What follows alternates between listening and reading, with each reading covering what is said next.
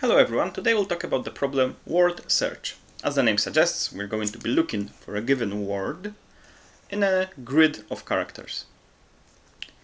And as opposed to perhaps the typical word searches that we normally find, we do not only consider vertical, horizontal and diagonal directions for looking for our word, but instead we go sort of like a snake. And the only limitation here is that the same letter cell may not be used more than once.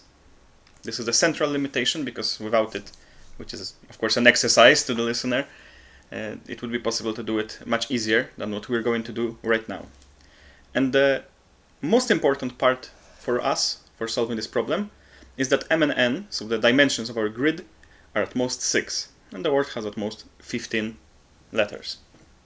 And whenever you see this really small number in an input, you can probably assume that the solution will be exponential.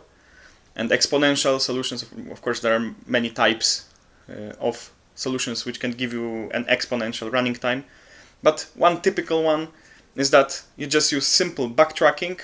So you try to essentially find all the solutions, and either you find a solution, or if you don't, then you can easily return that no, it's impossible to solve this problem on this board. Okay, so how do we use backtracking here? We're given a grid.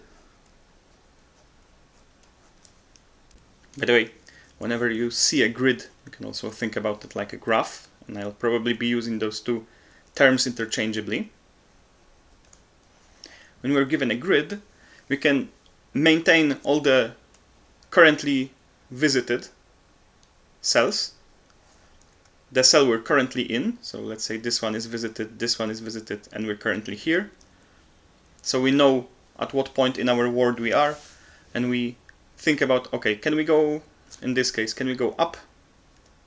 Can we go to the right? And if so, we try it, and then we backtrack and return to the previous position.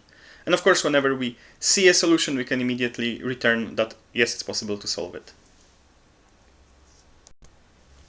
Backtracking algorithms in general are very simple to explain. You just try all the possibilities, and that's it. And always the devil is in the details. So let's look at the code and try to figure out what those details are. It's perhaps possible to solve it in a, let's say, with a shorter code, but typically whenever you see something like this, when you have a grid which you have to traverse, there's also some backtracking part, there are many things you have to verify, and the code becomes typically quite long, though most of it is boilerplate. So for instance, in this case, this is all very typical. We're given a board, we're given a word. So let's remember the height and width of the board. Let's have a two-dimensional array that essentially tells us if we have already used this cell in our current branch of backtracking. And there is the age-old problem, how to traverse the grid, where you go up, down, left, right. The option that I typically choose for representing those directions is that those are essentially, when it comes to coordinates x and y, we change them by 0, -1, or 0, 1, or -1, 0, or 1, 0. So we can create pairs of those numbers. And then if we iterate through those pairs, then those are all the possible directions. So that was just boilerplate. Now, for the, let's say, meaty part of the solution logic, well, there is nothing really smart here. We take every pair of row and column, and we start our search at this position. So we have to remember, in the way I've written it, to mark it as used, and also to only start at the given position if it is equal to the first letter of the word. And so this function go is the most important one. And what we do is quite simple. If we have already found the last part of the word, right? So if we have used all the letters, then hooray, we return true because we found an occurrence. Otherwise, we have to now move to the next character. So we are on row R, column C, and we have to move to the next character.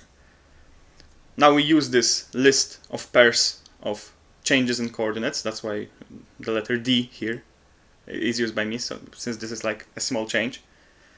And the possible new row, new column is just R plus dr, C plus dc. And now the typical grid checks. This thing is that we are still within bounds. If it's used, we don't do anything. If the character is wrong, we don't do anything.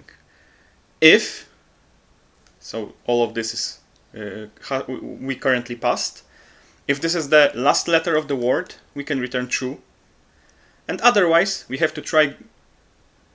And in that case, we mark it as used. We go with the next letter index to the new position. And if we found an occurrence by that, we return true. Otherwise, we have to backtrack, so we have to now mark use as false. And of course, after all this is said and done, if we haven't returned true by now, we return false. It's impossible in this branch to find a solution. And this is all quite standard, so if you've never written a backtracking algorithm, or perhaps if you do not have much, let's say, practice with writing them, then I just recommend that you find one formulation that works for you and that you stick to it. And essentially the formulation for me is to have this block here, right? So we mark something as used, we recurse once or many times perhaps, we mark it as not used. And that is essentially the heart of backtracking, which is written as a recursive algorithm. Because of course you can also write it without recursion.